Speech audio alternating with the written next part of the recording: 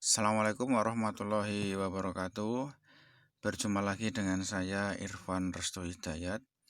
Saya adalah pengajar di SMK Negeri 1 Temon, Kabupaten Kulon Progo, Daerah Istimewa Yogyakarta. Pada kesempatan ini saya akan menjelaskan tentang pengoperasian jaring gillnet.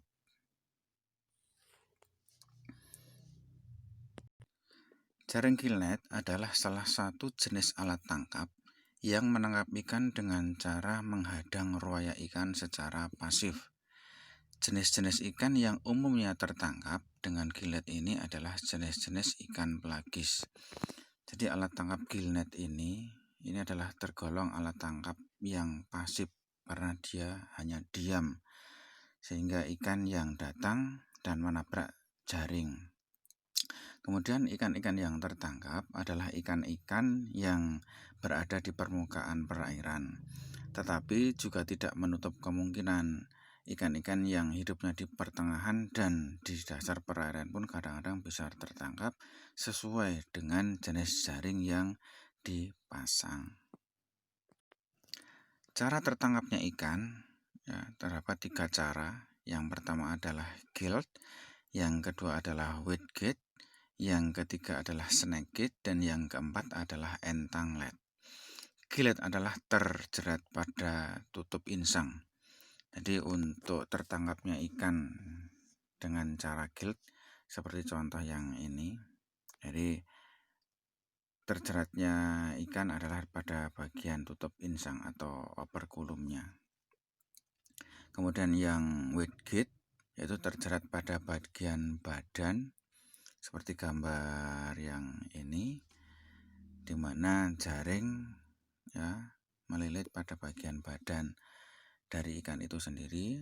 Kemudian yang ketiga adalah snake gate seperti contoh yang ini, yaitu terhadang ukuran keliling kepala ikan lebih besar dari jaring. Jadi seperti ini, karena ikan yang lebih besar jadi yang masuk hanya bagian depan kepalanya saja. Kemudian yang terakhir adalah entanglet atau dengan nama lain terpuntal, karena bagian tubuh ikan yang menonjol. Jadi tertangkapnya ikan dengan cara entanglet adalah bagian badannya itu terlilit oleh jaring secara keseluruhan, karena pada waktu mendekati jaring dia bergerak sehingga sirip yang ada itu menempel pada jaring sehingga dia dapat melilit bagian tubuhnya. Klasifikasi gillnet berdasarkan operasi penangkapannya terbagi menjadi 3. Yang pertama adalah surface gillnet atau floating gillnet, yang bisa juga disebut dengan gillnet permukaan karena dia ada di permukaan. Yang kedua adalah midwater gillnet atau gillnet yang ada di pertengahan. Dan yang ketiga adalah bottom gillnet atau gillnet dasar.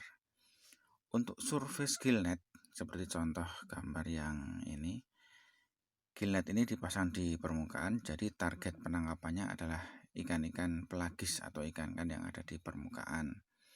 Kemudian yang kedua adalah midwater gillnet atau gillnet pertengahan. Jadi gillnet pertengahan yang ini yaitu gillnet yang dipasang di pertengahan perairan, tidak di permukaan dan tidak di dasar, jadi melayang di tengah-tengah.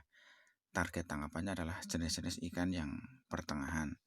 Kemudian yang ketiga ini adalah bottom gillnet atau yang sering disebut dengan gillnet dasar.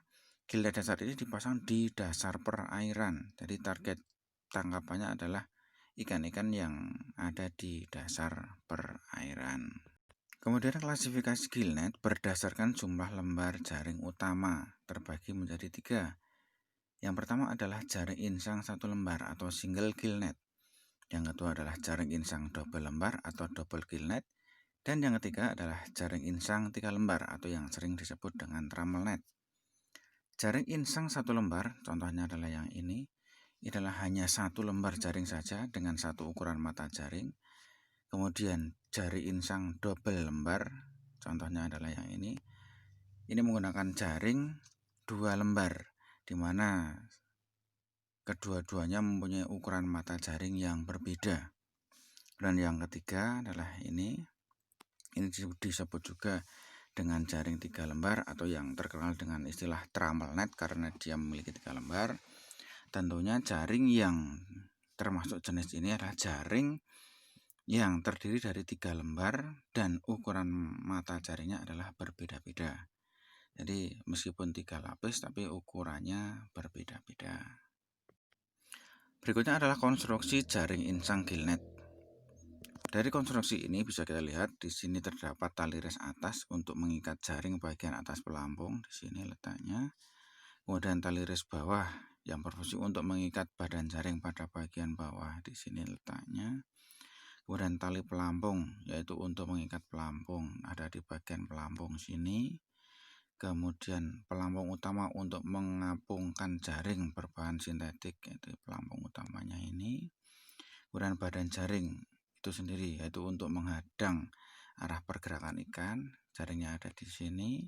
Kemudian pemberat sebagai sumber gaya berat, dia ada di bawah pemberatnya. Dan pelampung tanda diikatkan pada salah satu ujung gillnet. Pelampung tanda biasanya ada di bagian ujung sini ada pelampung tanda, fungsinya sebagai tanda di mana gillnet ditebar. Pemasangan pelampung tanda itu dilakukan dengan tujuan mempermudah apabila nanti gillnet akan diambil setelah sekian lama dibiarkan di perairan. Teknik pengoperasian jaring insang gillnet. Lama penebaran jaring atau yang sering disebut dengan setting, yaitu bila kapal telah mencapai di daerah penangkapan, segera persiapan penebaran jaring dimulai. Pada waktu penurunan jaring, yang harus diperhatikan adalah arah arus laut, karena kedudukan jaring yang paling baik adalah memotong arus antara 45 derajat sampai 90 derajat.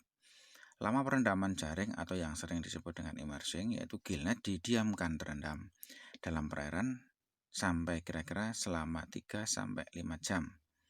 Kemudian yang ketiga adalah lama penarikan jaring atau yang sering disebut dengan hauling, yaitu setelah jaring dibiarkan di dalam perairan selama 3-5 jam. Jaring dapat diangkat atau dinaikkan ke kapal untuk diambil ikannya atau hasil tangkapannya.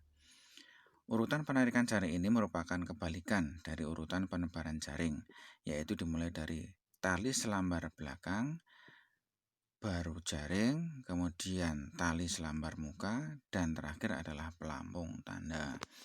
Jadi prinsip utamanya dalam teknik pengoperasian jaring insang gillnet ada 3 tahapan. Yang pertama adalah setting, di mana jaring atau alat tangkap diturunkan dari kapal ke air.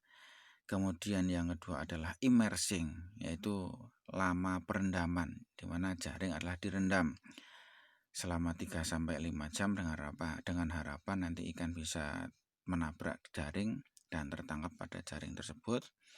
Kemudian yang terakhir adalah hauling, yaitu proses pengangkatan kembali jaring yang sudah direndam lama di air dan diangkat lagi ke kapal. Proses pengoperasian jaring insang harus dilakukan dengan hati-hati supaya jaring tidak rusak, tidak robek, sehingga dapat digunakan pada penangkapan yang berikutnya. Demikian tadi adalah penjelasan saya tentang pengoperasian jaring gillnet. Penjelasan selengkapnya terdapat di dalam modul yang sudah saya sediakan. Silahkan nanti dibaca dengan selengkap-lengkapnya, seteliti-teliti mungkin. Kemudian setelah membaca secara lengkap modul nanti, silahkan kalian mengerjakan LKS atau lembar kerja siswa yang ada di bagian bawah. Silahkan ditanyakan bagi yang belum jelas. Saya akhiri pertemuan pada kali ini. Assalamualaikum warahmatullahi wabarakatuh.